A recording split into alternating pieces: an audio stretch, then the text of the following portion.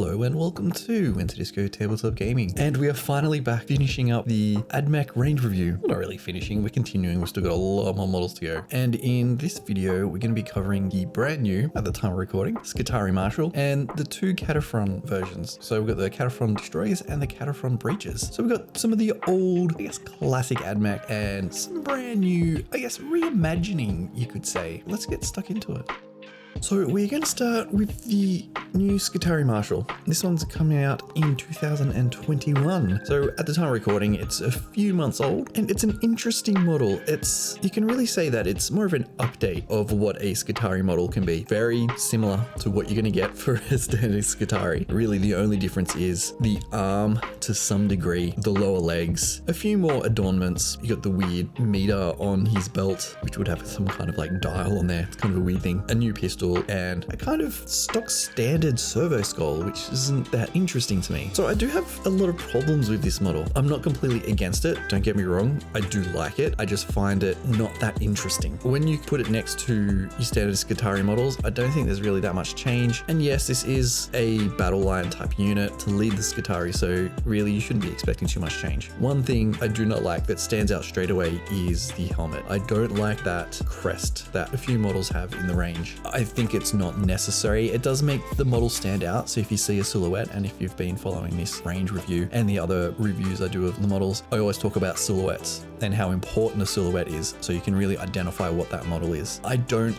like the cog. I've always had trouble with the cog iconography with AdMech. It's a very important part of it. That's fine. I just find it odd. And in this particular case, on the helmet, I don't like it. It's too jarring. I agree there needs to be something on the helmet. That's fine. I think when you take out the cog, it looks very bare and looks like just another standard Skitarii. But I think something else other than that cog, like the reverse mohawk. No, that's not a reverse mohawk.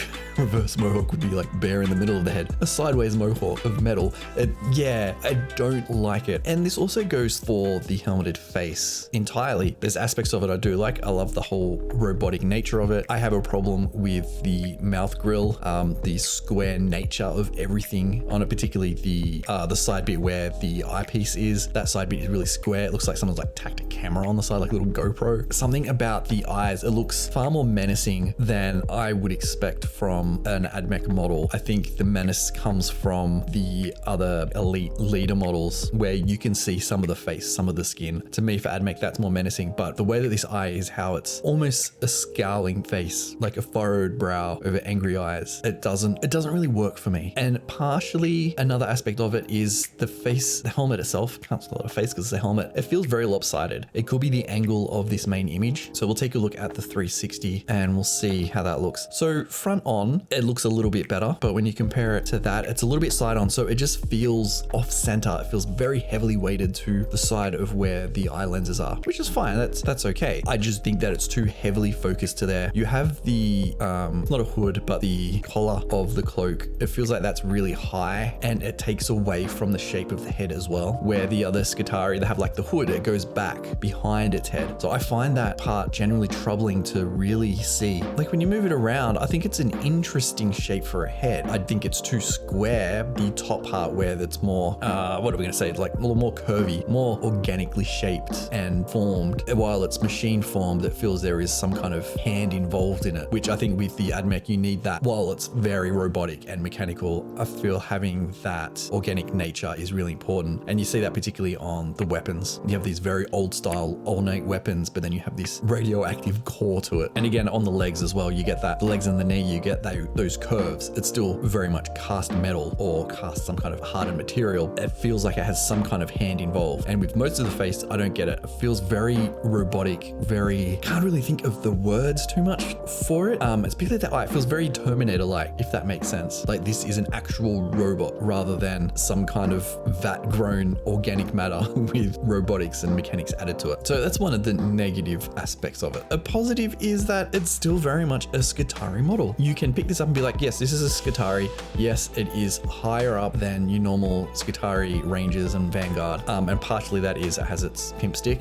It has more ornate leg work, more ornate head work, but you still very much get that it is Skitarii. And I have all these little extra details. So sort of like skimming around the model itself, you got all the little, what do they called buttons. I don't remember what it's called. Buttons across the chest and very interesting arm. So the buttons seem to go up that way of the arm where this essentially is like a really long collar on the arm, which is really nice. I actually really like that design.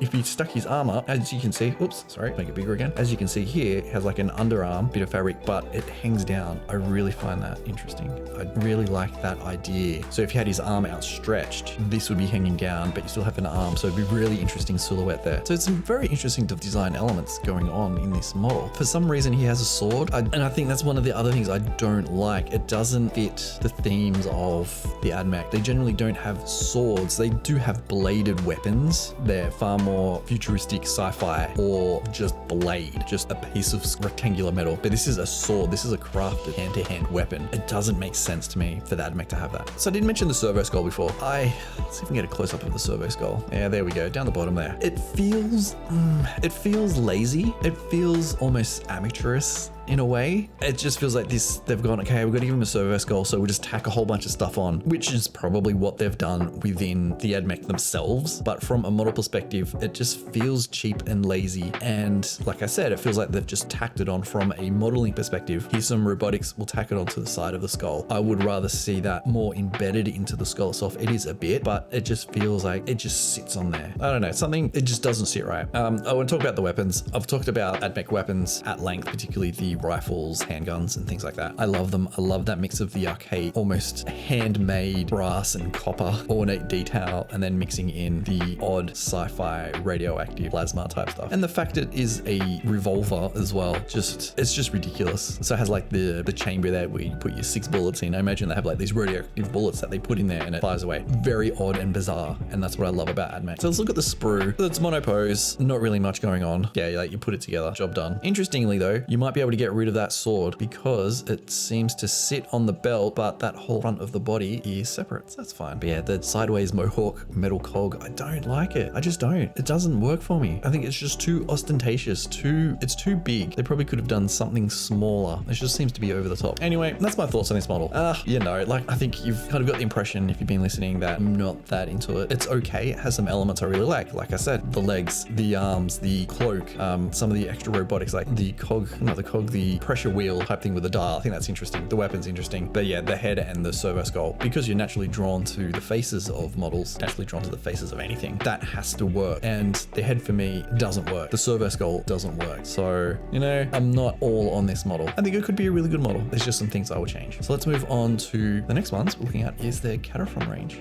The Kataphron come in 2 different loadouts. You've got the destroyers and the breaches. We'll start looking at generally what these models are, and then we'll go into each individual ones. And we'll look at the destroyers just to give you a general idea if you haven't seen them before. So this is a servitor stuck onto a little track basically, and it has weapons, or it has weapons, all different kind of weapons. So the destroyers have plasma kind of long range weapons, and the breaches have a bit more. The main difference between the two, as you can see, the breaches here far more armored than the destroyers. So we will compare to say which one is the best. I already know which one the best is, what I prefer, but we'll talk about the destroyers first. So overall, these are just bizarre models. They really are so strange, odd. It makes no sense from a human perspective, but from an AdMech perspective, because really they're not human anymore. Yeah, makes perfect sense. We've got turrets. It's an automated turret machine, but of course we can't have too much automation because we can't have artificial intelligence because that's not allowed. We've got to have some kind of human form in there. So in these ones, we've got the servitor without any arms, any legs, just completely plugged in to these little mini tanks, which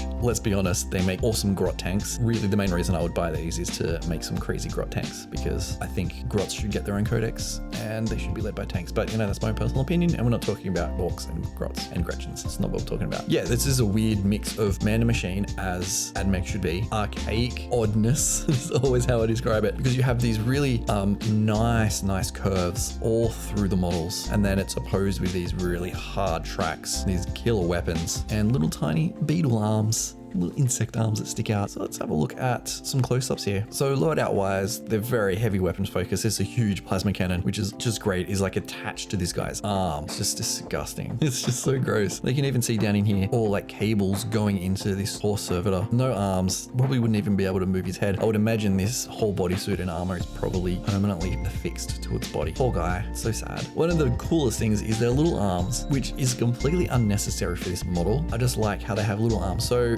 essentially, yeah, they do have arms, not organic arms, little tiny metal arms that they can move around. I think that's super cute. Let's have a look around. So as you can see from a side on, this is a very heavy, front heavy wet model. You can see like it's just so heavy at the front. I find that a bit confusing. I'd rather think it'd be more better if it was suited back in, sitting further back into the model itself. But I've spun around on this side because I wanted to point that out, just how front heavy it is, but also the track wheels. Just so many wheels going on, so many tracks, so many weird mechanical aspects to that, which is super nice. And a tiny little engine. It feels very underwhelming. I think if I got this, I would probably try and fix something up to make it a bit more bulkier. I just feel that it's a little bit too small in there. All right, let's keep going on. We got this one here. I don't quite know what that weapon is. Looks like a grav cannon or something like that. Slightly different body. So I think there's some slight variations in the models itself. So we have a nicer engine. Actually, make that bigger again. I actually like that engine there. I find that more interesting than, was it this one? Yeah, I don't particularly like that. I don't know, for some reason, it doesn't feel like an engine. I don't know, it's a weird choice. But again, we have these little arms sticking out the side. We've got extra weapons. It does have a little arm there. I like those little attachments that they have on there. Again, front heavy. I think it'd be more suited if it was further back, more like a turret in the middle. It's my personal opinion. That's how I feel about that. A whole bunch of weapon loadouts. I love how they got, I don't know if it's the paint job on here. You can see down here, it's all like scratched up, and even on here, big eroded part there. I'd like to think that's part of the model. I don't think it is. That would be super nice. And more looks at the different loadouts. So another set of tracks there. So even I find that more interesting than like exhaust like that. We got to look at a couple of the heads. So when we looked at the Skitarii Marshal, I talked about how the square nature of it looks like a GoPro stuck on the side of the face. To me, a good way of explaining that is like it was too subtle. When these just push it to the absolute extreme to where it's nonsensical, it shouldn't work. And I don't particularly mind that. I think that's okay. That works for me more than the Skitarii one. If you actually go back to the Skitarii, just in there. Yeah, it's basically replacing an eye lens. So I don't think it needs to be that necessary. But overall, yeah, I like these models. I do. I think they're very, very interesting. And look at the sprues, lots of bits, more bits, basically the same sprue. And then we've got, it's basically the 3 sprues. So each sprue seems to have a re-head. So we've got one head there, one head there. Can't see any of the other heads on the sprues. We got all the tiny little cute little arms. I really do like them. So there we go. That's the destroyers. So let's look at the breaches. I prefer these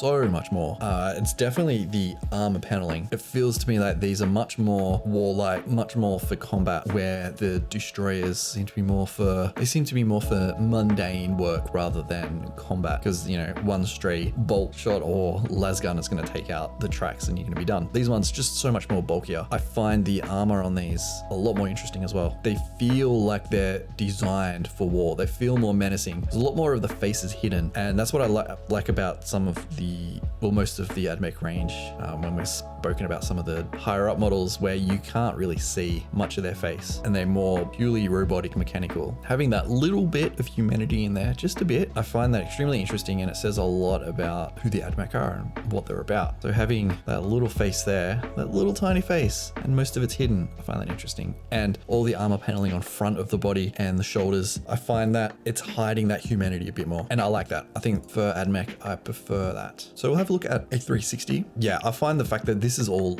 armored up, far more armor. I still think that this needs to be, I guess the body of the servitor needs to be pushed back further. You could probably do that without too much hassle. I just feel like it's too close. It's too far forward. It feels like we're just going to tip over. And the engine here, this is one we've seen as a loadout that you could do for the destroyers, but you do that armor on top. We have another one here. Yeah, I just find this armor is so much more interesting, and it is because we have these 2 panels at the front. You have those curves, the more handcrafted nature on its arm, on its shoulder, all over it. When you look at these ones, they don't have that. These feel much more utilitarian, much more about function over form. And I always talk about function over form. Surprised I haven't mentioned in this video yet, but this is still very functional, very, very functional, but within the function, you still get a lot of form there, a lot of care taken on all the different armor panels. So to me, so much more interesting than the destroyer versions. And you can see it here, you've got the, I guess the arm, an arm? Is it an arm? Yeah, we'll call it an arm. That kind of